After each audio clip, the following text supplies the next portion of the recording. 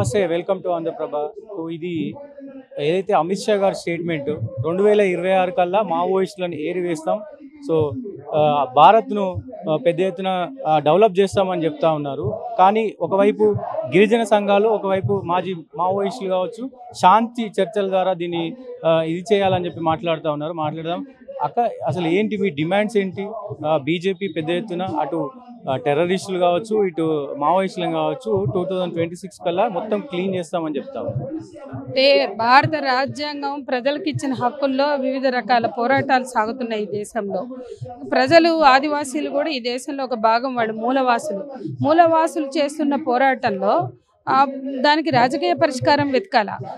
మొత్తం ఎంతమంది ఆదివాసీలు ఉన్నారో అంతమంది ఆదివాసీలు మీ వైపే ఉంటే మీకు ఆదిలాబాదులో అన్ని సీట్లు ఉత్తర తెలంగాణలో ఎందుకు వస్తాయి?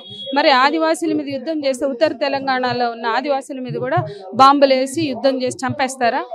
ఆదివాసీల హననాన్ని చేస్తుంటే ఇవాళ ఉత్తర తెలంగాణలో బీజేపీని గెలిపించిన ఆదివాసీలు కూడా మీ జాతులు, మీ తెగల్ని నరికి ఊచకోతలు కోస్తుంటే, బాంబులేసి మొత్తం ధ్వంసం చేస్తుంటే ఎందుకు మాట్లాడట్లేదు? ఇవాళ మొత్తం ఆదివాసీలని చంపేయడం, వాళ్ళ కాళ్ళ కింద ఉన్న ఖనిజ సంపదని దోచిపెట్టడం, కార్పొరేట్ అనుకూల విధానాన్ని అనుసరించడమే బీజేపీ, అమిత్ షా, మోడీల లక్ష్యం. కాబట్టి మోడీ, అమిత్ షాలు కార్పొరేట్ అనుకూల పాలనలో భాగంగా చేస్తున్నటువంటి ఈ ఆపరేషన్ అంటే అంతిమ యుద్ధం. అసలు సొంత దేశంలో సొంత ప్రజల మీద అంతిమ యుద్ధం చేస్తారా? ఇజ్రాయెల్ గాజా మీద చేసినట్టే అది ఒక అక్రమ యుద్ధం, అది అన్యాయమైన యుద్ధం. అలాంటి అన్యాయమైన యుద్ధం ఇవాళ సొంత దేశంలో సొంత ప్రజల మీద చేస్తున్నారు. ఈ యుద్ధం 26 మార్చి కల్లా ఏరిపారేస్తామని చెప్పడం, ఇదంతా కూడా ఈశాన్య రాష్ట్రాల్లో సామూహిక అత్యాచారాలు, మారణ కాండ, దగ్ధాలు చేశారు. అదే రకమైనటువంటి మరో మారణ హోమం ఇవాళ మధ్య భారతంలో జరుగుతోంది. దీన్ని తక్షణమే నిలిపివేయాలని మేము డిమాండ్ చేస్తున్నాం.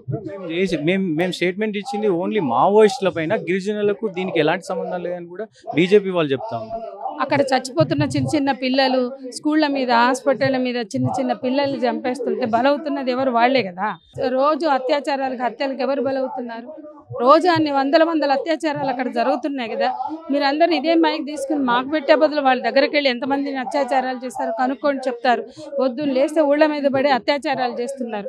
వాళ్ళ నుంచి వచ్చిన ఒక టీచర్ సోనీ చెప్తుంది, ఆమె తండ్రిని మావోయిస్టులు చంపేశారు. ఆమె మావోయిస్ట్ పార్టీ కాదు, ఆమ్ ఆద్మీ పార్టీ అని ఆమె ఏమంటుంది? మా ఆడవాళ్ళకి వేరే మార్గం లేకుండా, అంటే జైలు లేకపోతే అత్యాచారం లేకపోతే మరణం లేకపోతే లొంగుబాటు, ఇదేనా మాకు జీవితం అంటే?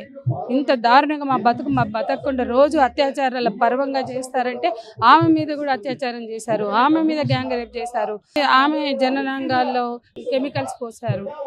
ఇవన్నీ కూడా ఈ రకమైన దాడులు ఆడవాళ్ళ మీద అత్యాచారాలతోటి ఎందుకు చేస్తున్నట్టు? మావోయిస్టులను చంపాలి అంటే వాళ్ళని ఖాళీ చేయించాలి అనుకున్నారు కాబట్టి ఇంత దారుణ విధ్వంసం జరుగుతుంది అనేది అందరికీ తెలిసిన విషయం. మావోయిస్టులు చేస్తున్న దాడులలో అమాయకమైన ప్రజలు బలవుతున్నారని బీజేపీ చెప్తుంది. బీజేపీ చెప్పేవన్నీ కూడా ఈ దేశంలో పౌరులు అనేవాళ్ళు, మీడియా అనేది ఆలోచించాలా. పొద్దున్న లేస్తే బీజేపీ చెప్తుంది అని అనడం కన్నా అసలు మీడియాకు కూడా శక్తి ఉంది కదా. మీడియా తనదైన శక్తితో పరిశీలించాలి. ఇవాళ ఈశాన్య రాష్ట్రాలతో జాతుల మధ్య పెట్టిన చిచ్చు బీజేపీ చెప్తుంది అని అక్కడ జరిగిన ఊచకోతలు, సామూహిక అత్యాచారాలు బీజేపీ చెప్తుంది కరెక్ట్ అని అనుకోవడానికి లేదు. ఇవాళ ఈ దేశంలో కులగణన అని కులాల మధ్య చిచ్చు పెడుతున్నారు, మతం పేరుతో చిచ్చు పెడుతున్నారు. వరుసగా పెడుతున్నటువంటి చిచ్చుల వెనుక ఉన్న లక్ష్యం అధికారం అయితే, అధికారం ఎవరి కోసం సాగుతుంది? ఆదాని ఎట్లా పెరిగాడు? ఆదానికి ఎట్లా కట్టబెడుతున్నారు? మొత్తం ఎయిర్పోర్టులు, షిప్ యార్డులు ఇస్తున్నారు. ఆ షిప్పుల్లోంచి కట్టల డ్రగ్స్ సప్లై అవుతున్నాయి. బీజేపీ చెప్తుంది బీజేపీ ఆదాని కోసం పనిచేస్తుంది. మరి మీడియా కూడా మొత్తం ఆదాని కోసమే ఆలోచిస్తారా? బీజేపీ ఏం చెప్తుందనే కాదు, బీజేపీ చెప్తున్నది ఆలోచించవలసిన బాధ్యత పౌర సమాజంలో బుద్ధిజీవుల మీద ఉంది. ఆ బుద్ధిజీవుల్లో ముందుగా మీడియా కూడా ఉండాలి అని మేము కోరుకుంటున్నాం, రిక్వెస్ట్ చేస్తున్నాం. ప్రధాన డిమాండ్స్ ఏంటి? ఎట్లా ఉండబోతుంది కార్యాచరణ? కార్యాచరణ పౌరులుగా మేము చేస్తున్నామండి. మావోయిస్టుల కార్యాచరణ వాళ్ళదేంటో వాళ్ళు చెప్పుకుంటున్నారు, వాళ్ళు చూసుకుంటున్నారు. మేము ఆదివాసీల మీద యుద్ధం చేయొద్దు, ఆదివాసీ ప్రాంతాల్లో బాంబులేసి డ్రోన్లతోటి దాడులు చేసి హక్కుల హననం చేయొద్దు, అక్కడ పసిపిల్లల్ని, ఆడవాళ్ళని, ముసలోళ్ళని ఈ రకంగా చంపడం ఇది ఈ ఊచకోతలు ఇది ప్రజాస్వామ్యానికి విరుద్ధం అని మేము చెప్తున్నాం. దానికోసం ఈ ధర్నా చేస్తాం.